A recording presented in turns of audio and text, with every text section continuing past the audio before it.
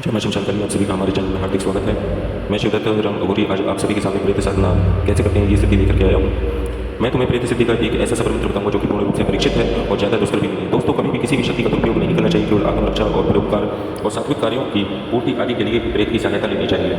वैसे तो प्रेत सिद्धि व्यक्ति एक अपार शक्ति का स्वामी हो जाता है। जब वो किसी प्रेत को अपने वश में कर लेता है वह काफी शक्तिशाली हो जाता है। ऐसी अलौकिक शक्ति को पाकर उसका दुरुपयोग कभी भी नहीं करना चाहिए। स्वार्थ, विचार, व्यभिचार, मारण, उच्चाटन और विद्वेषण कर्म तथा दूसरों को हानि पहुंचाने के लिए किया गया कर्म अंत में साधक के लिए हानिकारक सिद्ध होता है। ऐसा साधक पाप का भागीदार भी बनता है। अतः आपसे मेरा पुनः फिर से अनुरोध है कि इस मंत्र को सिद्ध करने के बाद कभी भी इसका दुरुपयोग न करें, क्योंकि आप जब किसी शक्ति से सात्विक कार्य कराते हैं तो वह बड़ी प्रसन्नता के साथ उस कार्य को करती है। प्रेत आत्मा भी कभी किसी असहाय और दुर्बल को कभी भी दुख नहीं देना चाहती, लेकिन जब आप जबरन उसको कोई कार्य करने के लिए कहते हैं तो प्रेत वह कार्य उस समय पर वो कर देता है, लेकिन आगे आपसे कोई गलती होती है तो फिर वह आपके लिए भी हानिकारक सिद्ध होता है। दुर्बल हृदय वालों को प्रेत साधना करने का कभी भी प्रयास नहीं करना चाहिए। कभी कभी ऐसी भी सिद्धि जानलेवा भी हो जाती है। अतः आपसे अनुरोध है, सबसे पहले किसी को गुरु बनाने, गुरु धारण करने के बाद ही प्रेत सिद्धि या अन्य किसी सिद्धि को करने का प्रयास करें। अब मैं वह मंत्र बता रहा हूँ जिस मंत्र से आप प्रेत को सिद्ध कर सकते हैं। ओम साल सलीला मोसल बाई कान प्रता धाई आई ओम लम लम लम ठा ठा ठा।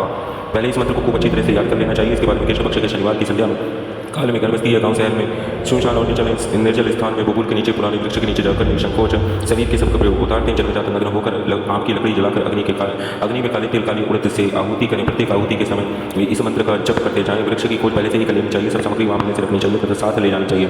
निर्विघ्न अपने कार्य में लगे रहे अर्धरात्रि के बाद कोई सौम्य या अति भयंकर किसी भी रूप में आकृति दिखाई दे, वह धुंधली भी दिखाई पड़ सकती है और स्पष्ट रूप में भी दिखाई दे सकती है। वह किसी पशु के रूप में भी दिखाई दे सकती है, मनुष्य के रूप में भी दिखाई दे सकती है। साधक को समझ लेना चाहिए कि वह प्रेत है जिसकी वह सिद्धि कर रहा है। प्रेत देखने के बाद जो अपने होश को बैठता है या बुरी तरह भयभीत हो जाता है उसे कोई नहीं बचा सकता, किंतु जो साहसी और निडर होता है वह प्रेत को देखकर भी विचलित नहीं होता। उसी समय दाएं हाथ की कनिष्ठ अंगुली में ब्लेड से चीरा लगाकर अपनी 7 बूंदें हवन के अग्नि में टपका देना चाहिए। साथ ही कहना चाहिए, हे प्रेत देव, हे अलौकिक प्राणी, लो यह रक्त दान करके तृप्त हो जाओ और अब मेरी आज्ञा में रहो। उसी समय से प्रेत साधक के वश में हो जाता है। ऐसी समझदार साधक प्रेत की सहायता से समूह कार्य को भी कर दिखाता है। गोस्वामी तुलसीदास जी शौच से बचा हुआ जल नित्य बबूल के वृक्ष में चढ़ाया करते थे। बबूल पर प्रेत रहता था। बबूल के वृक्ष पर सदैव किसी न किसी प्रेत का वास रहता है। वह समझ लेना चाहिए आपको। तो उस प्रेत ने प्रसन्न होकर दर्शन दिए और उसी के द्वारा तुलसीदास जी ने हनुमान के दर्शन किए और हनुमान जी के द्वारा उन्हें श्री राम और लक्ष्मण के दर्शन चित्रकूट घाट पर हुए थे। प्रेत स्थिति के पश्चात इस प्रकार का लाभ उठाने का प्रयास करना चाहिए। और अंत में मैं फिर से यही कहूँगा कि किसी ने भी जो अपना गुरु बनाया है, गुरु दीक्षा लेने के बाद ही प्रेत स्थिति करनी चाहिए। साथ ही गुरु के दिए हुए मंत्र द्वारा अपनी सुरक्षा करनी चाहिए।